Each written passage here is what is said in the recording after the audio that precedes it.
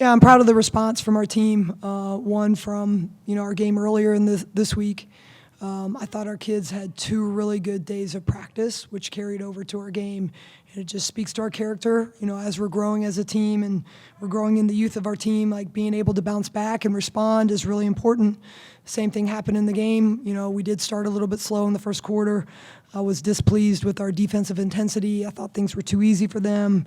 We never want to let a team come in and shoot over 50% on our home court, and really challenge them in the timeout between the first and second quarter, and our kids responded. And so, again, it's just a credit to them. We're constantly pushing them as coaches and helping them and wanting them to grow, but they have to make that choice to do it. And I think that they're doing that, and it's paying off. Question, Judge? Go ahead. Coach, for you, 31 points for your bench tonight. How important is that, going forward these next 6 games? It's super important. I'm glad you pointed that out because, I think that's how teams win late in February, March. We did that last year when Deja came off the bench for us last year and became a really important punch for us. Now we have Mimi playing that role, and, today Tracy Houston thankfully stayed out of foul trouble, and you're able to see the type of player she is, when she actually gets minutes and gets into a flow. And so having her in there to be able to contribute with those types of points takes a lot of pressure off of Maya to always have to be that person, and makes us a better team. Also, you have a player with another milestone, Jada McMillan, with 500 career assists. What is that, seeing her progress throughout her career, and, what does that feel like for you as a coach? Well, I'm just really happy for Jada. I mean, she's a kid. Early in her recruiting, we identified as somebody we wanted to come to Charlotte. And, I remember the day that she committed to us. It was actually after one of our elite camps. And, once she committed, obviously we all celebrated. But as a coaching staff, we're like, okay, this kid is going to lead us to great places. And obviously she helped bring a championship to us. But it just, it just shows in the work that she does every day, the way she approaches things. I mean, she is the ultimate floor leader. For our team. Whatever we need her to do. Today it was assists. Tomorrow it might be shooting, scoring, defensively. Whatever we need her to do, she's willing to do. And, I've said this about her, and I mean this, she's going to leave here as one of the best Niners to ever wear a uniform. Tamia, for you, I have a question. It's about your 3-pointers tonight. You were dominant. What was your thought process, of staying hot and putting in the best effort for the team? I know at halftime I was frustrated with myself not making the first 2 that I shot, but then Coach Carrick pulled me over and she was like, "You got it. Don't be frustrated. I trust you. Trust your training." And I came out and I made some big shots.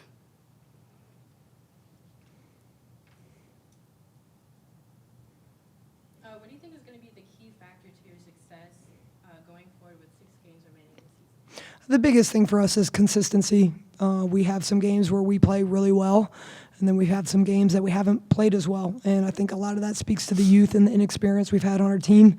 But now we're in February, and you can't use youth and inexperience as an excuse. We have to grow from all the ups and downs that we've had throughout the season.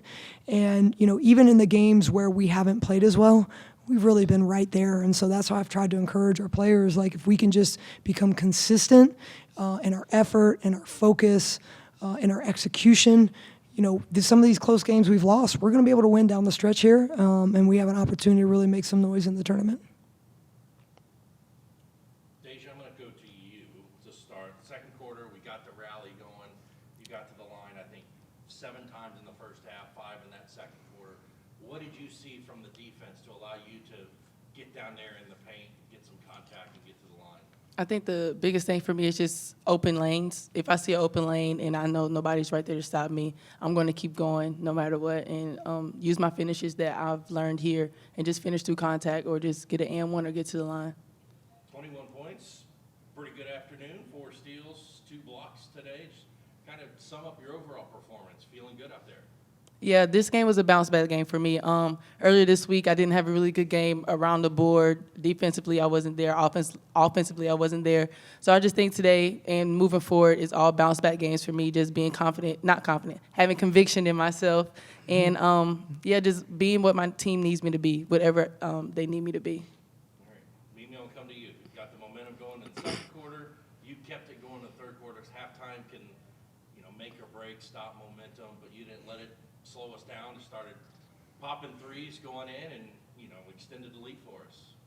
The catch and shoot part of your three, as soon as you let it go, what do you think? In my head, I'm thinking it's going in.